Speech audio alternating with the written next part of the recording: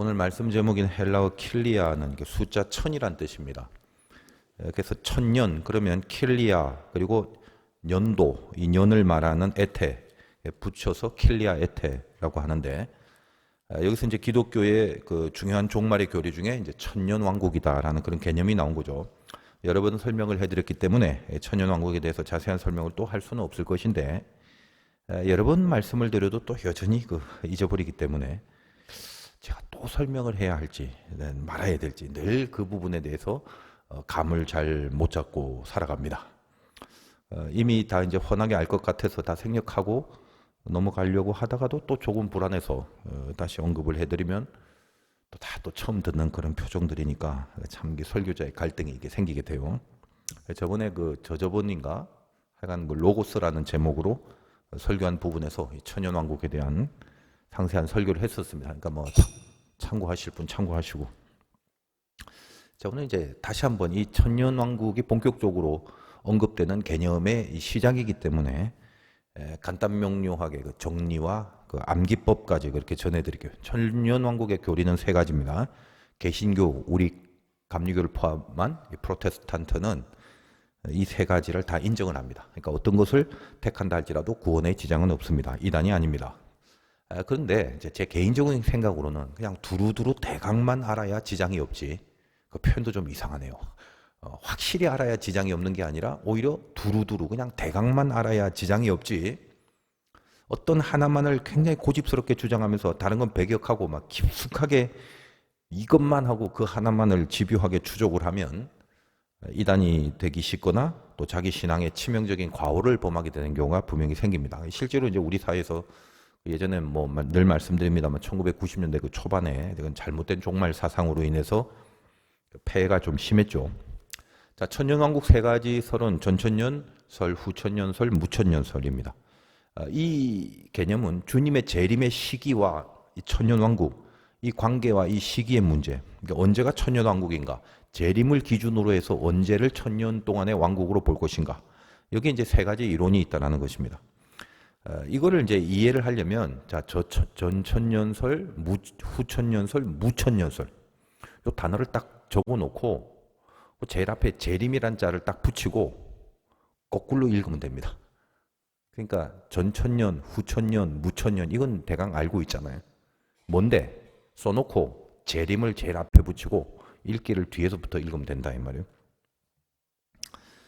그러니까 전천년설 그러면 재림이란 단어를 쓰면은 재림 전 천년 이렇게 되는 거죠. 그리고 거꾸로 읽으라고 했죠. 천년 전 재림이라고. 더 복잡한가 그러면? 그러면 전천년설은 뭐냐면 천년 전 재림, 천년왕국 있기 전에 재림이 있다. 이렇게 되는 거예요. 후천년 그럼 뭐예요? 후천년 써놓고 앞에 재림 써. 재림 후천년이니까 거꾸로 읽으랬죠. 천년 후 재림. 천년왕국 끝나고 재림이 온다. 이걸 이제 후천년이라고 하는 것입니다. 괜히 이렇게 말해갖고 복잡할지 모르겠는데 그냥 처음에 암기를 이렇게 딱 해두시면 여러분 앞으로 이제 기독교 안에서 살아가면서 혹시 종말에 대한 얘기를 들을 때마다 이 전천년 후천년이라는 이런 얘기를 아마 좀 관심이 있거나 뭔가 자꾸 참고하시려고 하거나 그 부분을 뒤적거려 보면 수없이 나오는 얘기입니다. 이제 그럴 때마다 길고 방대한 그 쓸데없는 많은 분량을 다 해석하거나 이해하려고 하지 말고 가장 중요한 개념이 그거다. 이제 이것만 일단 암기를 하시면 되겠고요.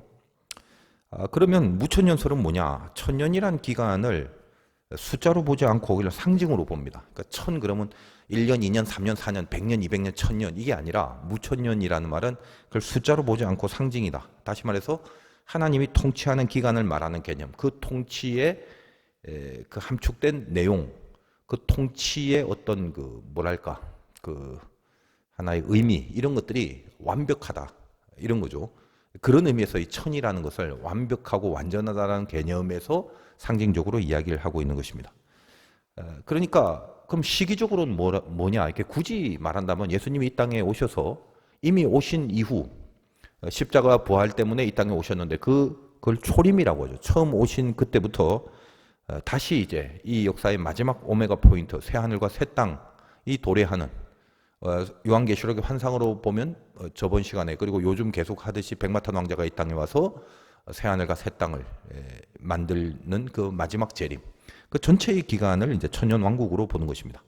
그래서 이 세 가지 설이 다 이제 개신교에서 사용되고 있다. 뭘 취하든지 간에 이단 취급은 받지 않는다. 근데 저는 개인적으로 천년이란 기간을 1년, 2년, 100년, 200년, 1000년 이 숫자로 보지 않기 때문에 그런 이유도 있지만 성경의 전체 흐름과 맥락상 이미 예수 그리스도에 의해서 다스리시고 그리고 예수님이 통치하시는 그 개념은 지금도 여전히 예수님이 이 땅에 오신 이후 지금도 오늘날도 여전히 우리에게 지속되고 있고 이 통치력이 있다. 아주 상식적인 그런 이론에 입각해서 저는 이게 무천년설을 이렇게 주장하는 입장입니다. 그러니까 전천년과 후천년이 성경적으로 봤을 때 어떤 점에서 좀 잘못되었는가 이걸 뭐 제 나름대로는 뭐 이렇게 좀 설명도 해드리고 싶고 그렇지만 말씀드린 것처럼 우리 개신교회는 이 세 가지를 그냥 다 인정하기로 했기 때문에 그냥 제가 다른 비판은 이제 구체적으로는 하진 않겠습니다. 단지 참고로 드리는 말씀입니다만 참 이상한 게 참 이 영적인 부분이라는 게 정말 이상해요. 참 이상합니다. 다른 교리는 정통적으로 이렇게 어떤 내려온 뼈대가 있는 그런 신학이 있을 거잖아요. 그럼 그 신학의 틀 안에서 정통적인 신학의 틀 그리고 내려왔던 뼈대 있는 신학의 어떤 틀 그 안에서 뭔가 이렇게 받아들이려고 하는 모습이 보통인데 이상하게 이 종말에 대한 교리들은 하여간 뭔가 약간 이렇게 좀 어긋난 세력들이 훨씬 더 강하게 부각이 되면서 특히 이제 쭉 말씀드린 것처럼 이제 세대주의의 입장에서 바라보는 관점이 특별히 종말에 대한 교리와 종말에 대한 신학에서는 이 세대주의 이게 뼈대 있는 신학은 아닌데도 불구하고 이들에 의하여 만연하게 퍼져 있는 그런 모습이 되어버려 있다는 것입니다. 이 세대주의라는 것은 뭐 몇 번 말씀드렸다시피 성경 자체를 문자 그대로 보는 보수주의 관점을 이렇게 환영하는 그런 차원에서 우리가 예수를 믿고 또 성경을 하나님의 말씀으로 보고 있는 것 가운데 우리 안에 어떤 심정적인 보수성이 있습니다. 뭐 그것은 나쁜 건 아닌데 그것이 반영되는 바람에 그냥 쉽게 받아들여질 수 있다는 점도 있지만 그냥 그 문자 그대로 봐. 내용 그대로 봐. 뭐 다른 거 뭐 해석하고 이해하려고 하지 마. 하나님 말씀인데 그냥 봐. 이거죠. 그런 점이 어떤 부분에 대해서는 그렇게 이야기를 하는 것이 분명히 맞고 옳은 거일 수도 있습니다만 어떤 거는 당연히 해석과 또 이해와 분석이 필요한 것도 분명히 있거든요. 근데 이런 걸 몽땅 다 무시해버리고 그냥 그대로만 봐. 이렇게 해버리면 굉장히 무식하게 되는 것인데 일단은 그렇게 얘기를 하면 쉽잖아요. 그건 누구나 할 수 있잖아요. 그냥 보는 대로 받으면 되니까. 근데 우리가 명심해야 될 게 쉬운 게 좋은 것만은 아니다. 사람이 생각하기 싫으면 그냥 쉬운 게 좋습니다. 그러니까 맞냐 틀리냐 그런 거 따질 만한 머리가 없을 때는 그냥 맞냐 틀리냐보다는 쉽냐 어렵냐 이제 그쪽으로 가는 거거든요.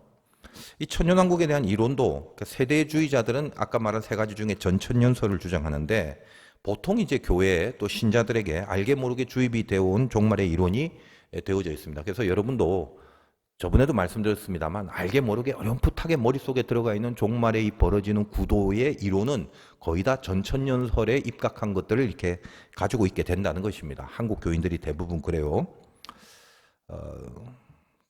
왜 그러냐? 그냥 쉬워요. 이렇게 성경을 이렇게 펼치면서 기록된 내용을 문자 그대로 시간 순서대로 일어난다고 하면 되는 겁니다. 특히 이제 우리나라에서는 그 오순절 계통, 우리나라에서 오순절 계통은 보통 이제 순복음 계통인데 그런 쪽에서 이 전천년을 세대주의에 입각하여 주장하고 있고 또 여러분 알다시피 우리 한국 교회의 엄청난 폭발적 부흥은 전부 순복음 교회를 통해서 일어났기 때문에 이 순복음 교회가 쪽수가 이제 워낙에 많다 보니까 그냥 그 동네에서 설교되는 내용, 그 동네에서 출판한 책 이런 내용들이 싫든 좋든 한국교회 교인들은 많이 접할 수밖에 없게 됐거든요. 그렇다고 해서 각각의 개교회에서 뚜렷하게 종말론의 신학이나 이론을 정확하게 가르쳐주는 경우는 거의 없습니다. 그러니까 일반적으로 접한 많은 것들 중에 자연스럽게 형성된 어떤 색깔이 입혀져 있더라는 거예요. 그러니까 실제로는 이 신학 안에서는 거의 신학계의 최고봉에 서 있는 가장 전통적인 신학자들, 대표적으로 어거스틴 들어보셨죠? 혹은 종교개혁자 루터, 혹은 켈빈 이런 시대의 석학들은 이 종말론들 중에 제가 따르고 있다시피 무천년설을 말하고 있습니다. 근데 다른 개신교의 그 다른 신학적 교리, 구원이라든지 뭐 영생이라든지 뭐 믿음이라든지 기타 등등 그런 신학적인 교리들은 뭐 어거스틴 혹은 루터 켈빈 이런 사람들이 구축한 그런 토대 위에 거의 다 세워진 것들인데 크게 이상하게 이 종말론에 대해서만큼은 이들의 이론이 분명히 있는데도 불구하고 좀 뭔가 이렇게 빗나간 집단들의 이론을 뭔가 더 일반적으로 수용하고 있다는 것도 좀 이상한 점이긴 합니다. 우리나라가 이 순복음 교회 개통의 폭발적인 어떤 그 숫자적 쪽수의 그 뭐라고 해야 되나 그 방대함으로 인하여 접해져 있는 제대로 배우진 않으면서도 많이 접한 건 그런 부분이기 때문에 이런 어떤 색깔이 입혀져 있다. 그걸 먼저 이해를 하시기 바라고. 그러므로 제가 이제 전에도 말씀드렸다시피 이제 제가 계시록을 통해서 전하는 메시지는 무천년설을 기반으로 하는 것이고 어거스틴이나 루터나 켈빈도 동일한 입장입니다. 실은 이 점에 있어서는 사실은 솔직히 뭐 재고의 여지가 없는 거거든요. 누가요? 어거스틴, 루터, 켈빈 이런 사람들이 주장한 이론인데 그러니까 주님이 이 땅에 오시고 십자가를 지시고 부활하셨죠. 그 역사로부터 이미 천년 왕국 하나님의 통치가 진행되는 겁니다. 간단한 거예요. 뭐 이게 뭐 재고의 여지가 없어요. 그리고 그것이 우리가 숫자적으로 카운트할 수 있는 100년, 200년, 300년 딱 1000년까지만 이런 개념이 아니라 하나님이 정하신 어떤 영적 기간으로서 하나님의 의도가 100% 담겨져 있고 하나님의 구원의 완성을 이루는 하나님이 필요로 하는 하나님의 뜻 가운데 벌어지는 온전한 통치의 기간 이걸 상징하기 위해서 1000년이다라고 붙인 것입니다. 복잡한 걸 다 빼고 하나만 여러분 생각한다면 주님이 왕노릇하는 기간이 1000년이라는 것인데 만약 이 무천년설 주님이 초림하셔서 재림하는 지금까지도 다 포함한 이 모든 것에 주님이 통치하시고 왕노릇하는 것 이것이 아니라면 우리는 지금 아직 오지 않은 그 천년 왕국 전에 이 땅에서 주님은 아직 왕노릇하지 못하고 언젠가 기다려야 되고 올 때까지 혹은 온전히 아직도 주님이 통치하지 못하고 그러므로 지금 이제 우리가 주님과 더불어서 누리고 이겨야 될 그런 믿음의 승리가 여전히 지금 보장되지 못한 채 그런 고난과 환난과 공격들 이런 걸 지금 당하고 있고 또 그 언젠가 오시겠지 하는 그 때를 기다리고 그 주님이 통치하실 어떤 날만을 고대하면서 지금은 전혀 승리하지 못하는 인생을 살아가는 건데 그건 성경이 말하고 있는 게 아니잖아요. 그러니까 무천년설이 아니라 전천년과 후천년을 주장한다면 지금 방금 말씀드린 아직도 주님을 기다리면서 지금을 통치받지 못하는 것이 그것이 그냥 원래 그렇다라는 식으로 흘러갈 수밖에 없는 우를 범하게 되는 것입니다. 여러분 우리는 성경이 말하고 있는 내용을 이미 알고 있잖아요. 지금도 주님은 우리를 통치하고 계시고 지금도 우리는 그 통치를 받아 누릴 수 있고 여전히 혹시 고난과 환난 가운데 있다 할지라도 예수 그리스도가 왕으로 나를 다스려 주심으로 나도 그 고난과 환난 중에 승리와 영광을 선포할 수 있다라고 고백하는 것 그것이 이 무천년설을 베이스로 가능하게 된 이론이 되는 거거든요.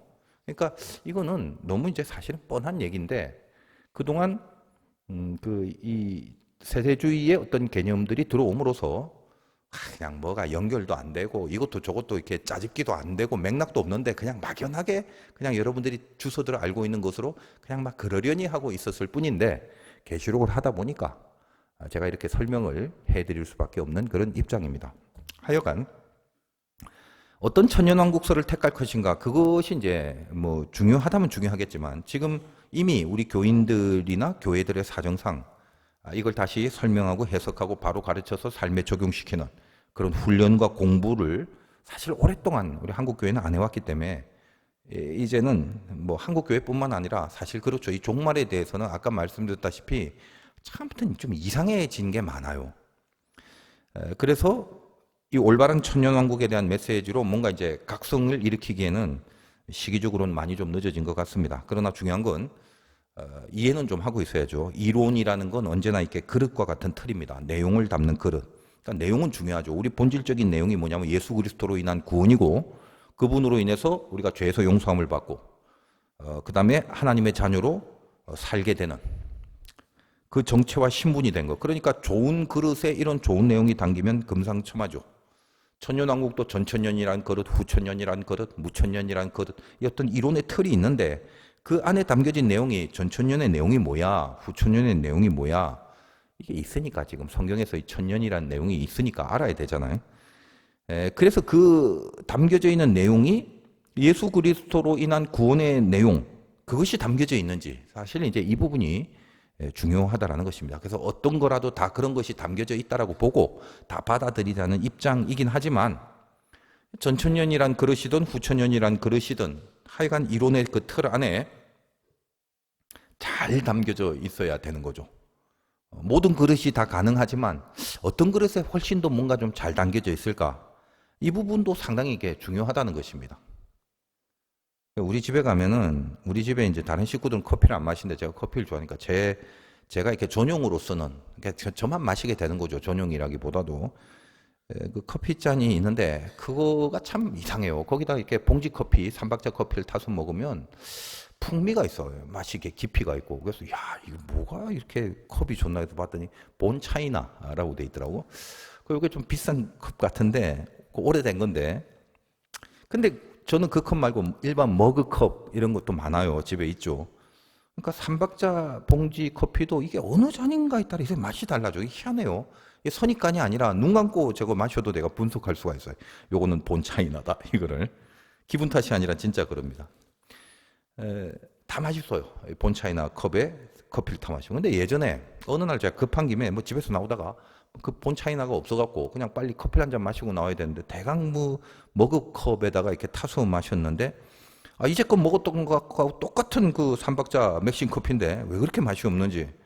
그래서 머그컵이 이게 뭐야? 어느 제품에 보니까 우리 집에 그 강아지 밥통에 그 물을 줄 때 수돗물 받는 컵이었어요.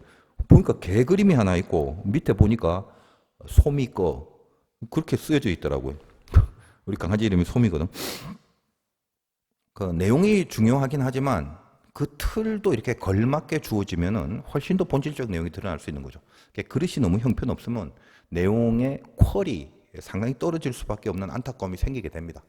그러니까 여러분은 이렇게 관심이 있든 없든 사실 이 부분에 관심을 갖고 있는 자들이 이 맨날 이 천년왕국설로 많은 그 논란과 또 뭐 쟁론과 이런 것들이 있거든요. 그러니까 사실 평신도들은 큰 관심도 없고 잘 알지도 못하는 걸 제가 알아요. 알지만 저는 목회자로서 성경에 나오는 얘기를 여러분들에게 말씀을 드려야 되고 진리를 전해야 되는 입장이기 때문에 관심이 있을지는 없을지는 몰라도 이런 기준을, 그리고 분명한 그 개념, 이런 것들은 여러분이 알고 있어야 된다는 차원에서 이런 말씀을 드리는 것입니다. 그래서 여러분이 제 설교를 들으니까 이 무천년설이라는 것에 입각하여 이 종말의 천년왕국에 대한 개념을 연결하여 메시지로 받아들이시면 되겠다라는 생각을 하게 됩니다.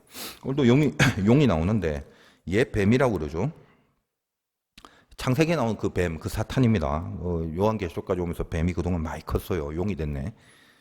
이 용이 사탄인데 천사가 하늘에서 내려와서 이 용을 잡아 결박해서 천년 동안 무적행 항해내에 가두어버리고 천년 후에 잠시 놓아준답니다. 자, 이제 요 내용은 다음번에 나오는 내용과 조금 연결해서 더 설명할 부분이 있는데, 오늘은 이게 천년왕국, 여기 좀 국한해서 메시지를 우리가 한번 살펴볼 수 있기를 바라요. 천사가 하늘에서 내려와서 이 용을 잡아서 결박해서 천년 동안 무적행 안에 가두어버린다. 그리고 천년 후에는 잠시 놓아준답니다. 3절 제일 마지막에 그 후에는 반드시 잠깐 놓이리라. 그러면 이 천년 동안에 결국 사탄이 갇혀 결박되어 있기 때문에 이 천년 동안에는 예수 그리스도로 인하여 통치한다는 개념이 생기고 여기서 천년왕국이라는 게 나온 거죠.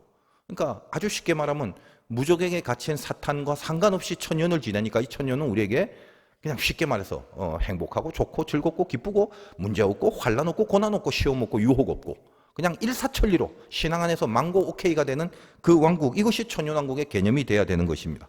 그러면 일단은 과연 그런지를 보기 전에 이 주님이 통치한다는 개념에서의 천년왕국이라는 이 사건이 시간적으로 지금 우리는 요한계시록 1장부터 20장까지 왔는데 드디어 20장쯤 와야 비로소 발생하는 사건인가? 그게 맞다면 전천년설이나 세대주의자들의 말들이 어떤 나름대로의 어떤 효력이 있는 그런 이론이 되겠죠. 근데 전혀 그런 개념이 아니라는 것입니다. 자, 이 용이 결박당하는 이 싸움은 수없이 말씀드렸지만 이미 진작에 끝난 거예요. 그러니까 하나님이 승리하시는 악에 대해서, 죄에 대해서 이미 예수 그리스도의 십자가의 사건, 부활의 사건, 그걸로 승리하신 싸움이다 이 말이에요.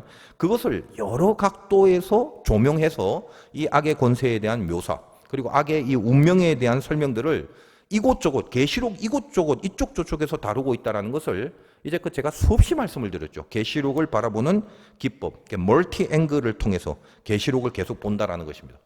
여러분 잠깐 한번 계시록에 참고로 12장 봅시다. 요한계시록 12장. 일단 7절에서 9절만 볼게요.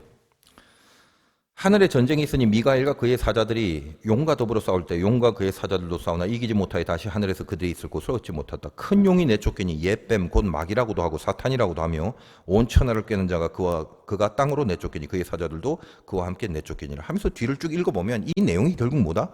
방금 읽은 이 20장 1절에서 3절의 내용에 대한 동일한 내용이다라는 것입니다. 그럼 여기만 있냐? 앞에 한 번 더 넘기니까 9장 다 했던 건데 9장 1절 다섯 번째 천사의 나팔 사건입니다. 9장 1절부터 한 3절까지만 본다면 다섯째 천사가 나팔 불매 내가 보니 하늘에서 땅에 떨어진 별 하나가 있는데 그가 무저갱의 열쇠를 받았다. 그가 무저갱을 여니 그 구멍에서 큰 화덕의 연기 같은 연기가 올라오며 해와 공기가 그 구멍의 연기로 말미암아 어두워지며 황충이 연기 가운데서부터 땅에서 나오매 그들이 땅에 있는 정갈의 권세와 같은 권세를 받았더라. 한 절 한 절이 이 주옥 같은 메시지가 있는 구절인데 혹시 궁금하시면 다시 이 앞부분 설교를 들어보시면 이게 무슨 내용인지 상세하게 제가 다 설교를 했습니다. 하여간 이 9장 뒷부분을 쭉 읽어보면 이것도 무저갱 안의 내용이고 사실 오늘 20장 1절에서 3절까지의 내용의 동일한 내용의 반복이라는 것을 알게 됩니다. 멀티 앵글 그걸 사용해서 종말의 메시지를 다각도로 바라본 환상 이것이 요한계시록이라고 했죠. 시간의 순서로 나타나는 사건의 배열은 아니라고 했습니다. 결국 오늘 이제 본문 20장 1절에서 3절까지 결국은 뭐냐? 이제 용이 잡히고 무저갱에 갇힌 겁니다. 그것이 악과 죄와 사탄의 결론입니다. 그토록 우리가 살아가면서 신앙의 대적이 되고 우리를 공격했던 그 악, 그 사탄, 그 지긋지긋한 그 대적 원수 그것의 결론이라는 거예요. 그 결론, 그것이 무저갱에 갇혀버린 결론은 앞으로 언젠가 더 살아야 이 일이 있을 것인가? 한 100년은 뒤에 나올 것인가? 내가 죽기 전에 이 날은 올 것인가? 라는 것에 대한 시간적 기대와 개념을 가질 필요가 없는 것은 이 사건은 이미 진작 벌어진 사건이다라는 것을 이야기해 주고 있는 거죠. 그리고 그 결론이 지금 뭐다? 지금 우리에게 주어진 앞으로 벌어질 일이 아니라 지금 여기서 나에게 주어진 상황이 그렇다는 거야. 영적 시츄에이션이 그렇다. 그러면 우리들의 문제가 뭐냐 이거예요. 지금 주님이 이기고 왕노릇하는데 나도 그 주님과 더불어 왕노릇하는 승리가 있어야 마땅한데 왜 세상이, 왜 나의 지금이, 왜 나의 여기가 여전히 아직도 뭔가 천년왕국 같이 느껴지지 않는가라는 이 말이죠. 여기서 아까 제가 말씀드린 무천년의 이론이 중요한 이유가 나옵니다. 계시록을 무천년의 이야기로 이해를 하지 못하는 패착이 여기서 나오는데 이 천년이라는 시간을 우리가 인지하는 그 공간과 시간의 개념으로 잡으면 안 된다고 그랬죠. 전천년설을 주장하는 더군다나 이 세대주의자들은 천년을 진짜 천입니다. 그래서 그 왕국이 이루어지는 공간을 이 땅의 어떤 장소 혹은 이 땅의 어떤 시간 등등 지금 우리가 육적으로 거하는 이 가시적인 조건과 환경으로 보는데 이제 실수가 있는 거죠. 그러니까 언제 천년이라는 기간이 언제 도래할 것인가를 우리가 살아가는 이 현실 역사 안에 어떤 공간으로만 자꾸 생각을 하고 그 공간으로 뭔가 결정하려고 하는 그 실수가 있는 거죠. 그러니까 마음속에 뭐가 있어요? 빨리 지금 아니다 이거야. 빨리 왕이 바뀌고 하는 일이 빨리 풀리고 김정은은 박살나서 붕괴되고 저 세상에 악한 사람들은 다 벌받아서 없어지고 뭔가 빨리 그리고 예수 잘 믿는 사람은 그냥 하는 일마다 맨날 승승장구하고 어디를 둘러봐도 사랑이 있고 누굴 봐도 화평과 성과 자비가 흐르는 무릉도원이 돼야 되는데 그 천년왕국은 언제나 오려나 그러고 있다는 거죠. 그날은 살아생전 안 옵니다. 이 메시지예요. 예전에 기도원 가면 참 힘든 게 어려운 게 많았고 그 찬양을 많이 불렀어요. 낮에나 밤에나 눈물 머금고 내 주님 오신 날을 기다립니다. 그거요. 그 찬양은 간절한 찬양입니다만 그 주님이 기다릴 때까지 나는 아무 힘도 없이 여기 이렇게 무릎 꿇고 앉아 눈물만 흘리렵니다로 가면 그 찬양은 의미가 없는 거죠. 어제든 오늘이든 내일이든 기쁠 때든 좋을 때든 슬플 때든 아플 때든 주님이 지금 여기 함께 하신다라는 그 믿음으로 살아내겠다라는 고백이 돼야 이 찬양이 마땅한데, 내 주님 오신 날을 눈물 머금고 기다립니다. 넌 지금 뭐한대? 그냥 지금은 눈물만 흘릴래요? 라고 하면 안 된다라는 거죠. 언제까지 그럼 눈물 흘리고 언제 눈물 안 흘릴 때가 올 건데, 죽을 때까지 안 온다니까. 우리가 살아있는 생전에는 절대 그날이 안 옵니다. 혹시 온다면 두 가지. 그 완벽한 하나님의 통치와 그 어떤 눈물 흘릴 일도 없을 일이 있는 날은 두 가지. 첫째, 내가 죽는 날. 그거 끝나는 거지 뭐. 그 다음에 또 하나, 이 땅의 마지막 오메가 포인트, 새 하늘과 새 땅. 그것이 시작할 때, 그때나 언제인지 모르겠지만 그 세계가 오는 거. 내 개인적인 종말의 죽음뿐만 아니라 이 전체 신앙적 하나님의 역사와 섭리의 마지막, 이 둘 중에 하나다 이 말이에요. 그러니까 이 가운데서 그렇다면 주님이 왕이 돼서 통치하는 사건은, 그게 천년왕국이라면서요. 그건 언제입니까? 지금 그게 가능하다라는 얘기를 성경이 하는 거예요. 그게 가장 고난이 극심한 그곳에서도 그것이 가능해. 왜 가능해? 고난같이 보이지? 근데 뭐라고 그랬냐? 마귀가 결박당해서 우리를 더 이상 죄에 송사할 수 없다라고 그러잖아. 마귀가 제일 중요한 역할이 뭐예요? 우리를 죄인으로 송사해서 하나님 앞에 얘 보래요, 얘 죄졌대요. 그래서 어떻게? 당신 의의 재판관이니까 이 죄를 가만히 내버려 두면 당신이 모순이에요. 빨리 처벌하시라요. 이렇게 되는 거죠. 그러면 우리로 하여금 구원받지 못하게 하는 거, 죄인으로서 심판받게 하는 거, 이게 마귀 사명인데 예수님이 우리의 죄를 대신 지시고 우리를 용서해 버리신 거예요. 그래서 더 이상 마귀는, 이것이 십자가와 부활의 사건이고, 이 십자가 부활의 사건이 있기 때문에 마귀는 자기의 역할을 하지 못하고 자기 역할의 가장 중요한 이 송사, 죄인이래요라는 빌미가 사라져버린 거죠. 그래서 모든 능력이 사라진 그 상태로 무저갱 안에 들어가 버리는 것입니다. 근데 그렇다고 해서 이 마귀가 완전히 존재론적으로 멸절하여서 존재가 없어진 거 아닙니다. 영향력을 행사하고 있다는 거죠. 우리가 읽어봤잖아. 바다 짐승과 땅 짐승을 풀어서 그 대리인들, 쫄개들, 이 세상에서 주님의 백성이 아닌 자들, 이런 사람들을 이용해서, 악한 권세를 이용해서 계속 방해를 합니다. 근데 그것은 공격이라고 하지 않고 유혹이라고 해야 된다. 수없이 말씀드렸죠. 마귀는 유혹만 할 수 있어요. 왜? 여기 무조갱 속에 들어가 있기 때문에. 공격은 못해. 왜? 결박당하기 때문에. 지금 어딘가에 빠져 있어서 자기 힘을 발휘할 수가 없는 거죠. 나중에 완전히 멸망될 날이 있을 건데, 완전히 멸망되기 전까지는 마귀는 뭐다? 예수 그리스도의 십자가 부활 사건 이후로 이 천년왕국의 기간 동안은 마귀는 뭐다? 이빨 다 빠진 늑대다. 자주 제가 비유를 듭니다만, 동물원에 가면 쇠창살 안에 들어가 있는, 예를 들면 늑대가 있다고 칩시다. 늑대의 모습만 보면 겁나죠. 이빨 으르렁거리고 뭐 그런 건데, 그런데 쇠창살 안에 들어가 있어서 우리는 그걸 구경하죠. 공격이라는 건 유혹과 다릅니다. 마귀는 공격을 못해요. 여러분, 100명이 다 쓰러지면 그건 공격이죠. 그런데 같은 힘으로 다가오는데 그중에 10명이 안 넘어가고 있어요. 그건 유혹이죠. 그러니까 뭔 말이냐, 유혹은 자기가 쓰러져서 당하는 거고 공격이 아니다 이 말이에요. 왜 같은 고난인데 누구는 거기서 이겨내고, 누구는 거기서 오히려 감사를 뽑아내는 능력으로 승화시키고, 누구는 거기서 믿음의 승리를 하고, 근데 누구는 왜 같은 고난인데 왜 쓰러져?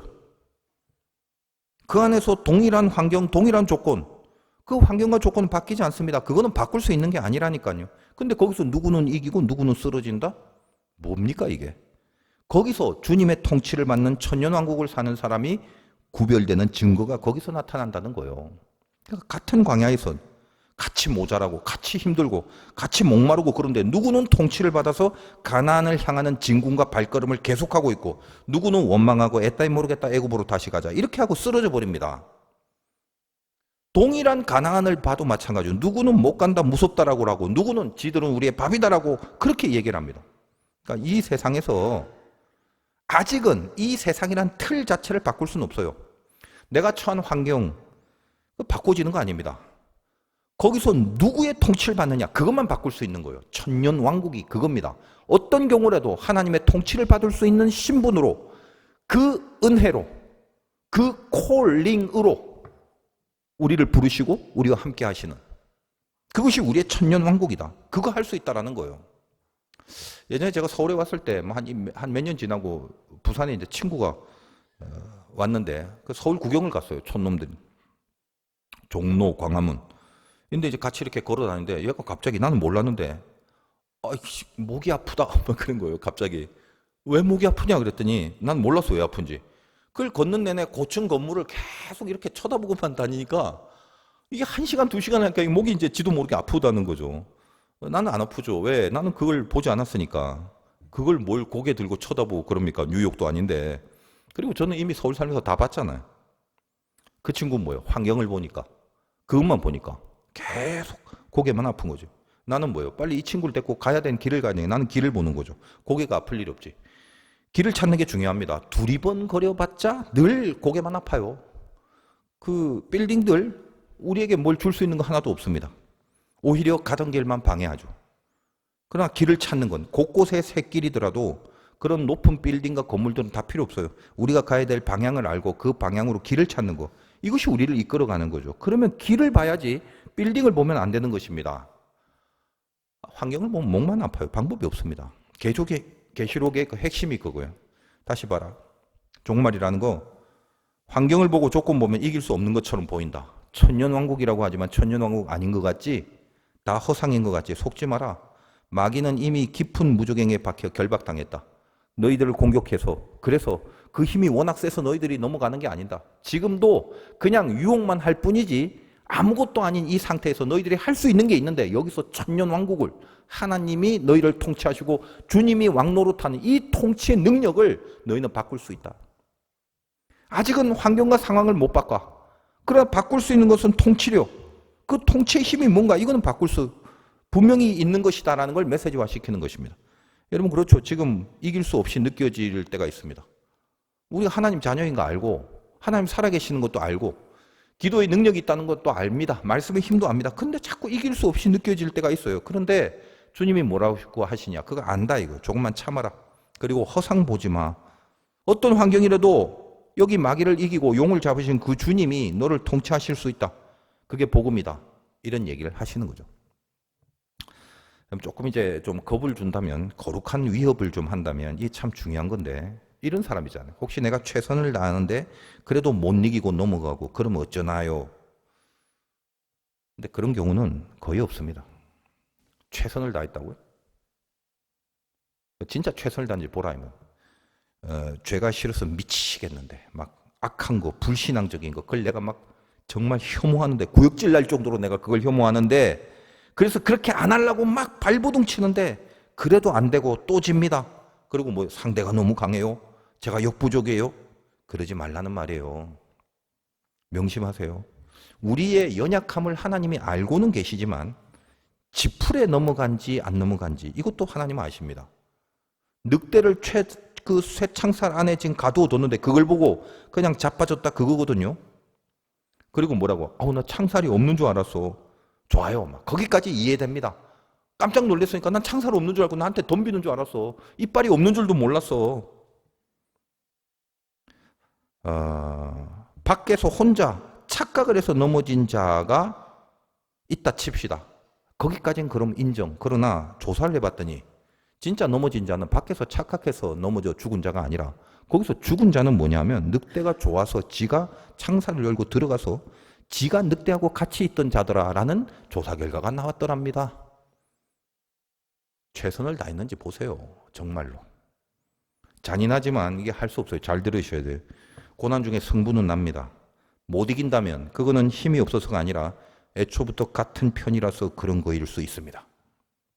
아닌데요, 목사님. 절대 아닙니다. 저는 하나님 편에 서고 싶고 하나님 편에 서 있어야 돼요. 저는 멸망의 족속이 절대 아니란 말이에요. 정말 저는 구원받아야 됩니다. 하나님 편에 있는 천국 백성이어야 됩니다. 그런데도 넘어질 수밖에 없는 이 연약함. 그러나 하나님 편이 이기고 싶습니다. 뭐 기타 등등. 이런 짙은 호소들, 그 간절한 호소가 진심으로 사실 있는 게 맞나요? 그게 진심으로 있다면 그렇다면 피 흘리기까지 안 넘어지도록 목숨 걸고 싸워서 버티셔야 돼요. 그것으로 여러분이 주님의 자녀임을 증명하셔야 되는 겁니다. 버텨내지 못하고 이겨내지 못한 상태에서 나는 하나님의 자녀인데 연약해서요라는 말을 하지 않도록 오늘 주님이 용을 잡아 무적행 속에 쳐넣었다라는 것입니다. 너희들의 통치를 무엇으로 잡을 것인가? 다시 생각하라고 그렇게 말씀을 하시는 것입니다. 다시 이 종말의 세계에 살아가는 우리가 이 진리를 알고 천년 왕국이라는 게 어떤 건지, 어떤 상황 속에서 우리들에게 이 메시지를 주셨는지 다시 명심하셔서 흐릿하게 사는 것이 아니라, 풀어져 버리는 것이 아니라 뭔가 내 안에 다시 끌어올리는 긴장이 있으시길 바라요. 그래서 끝까지 이겨내시기를 주님의 이름으로 축원드립니다.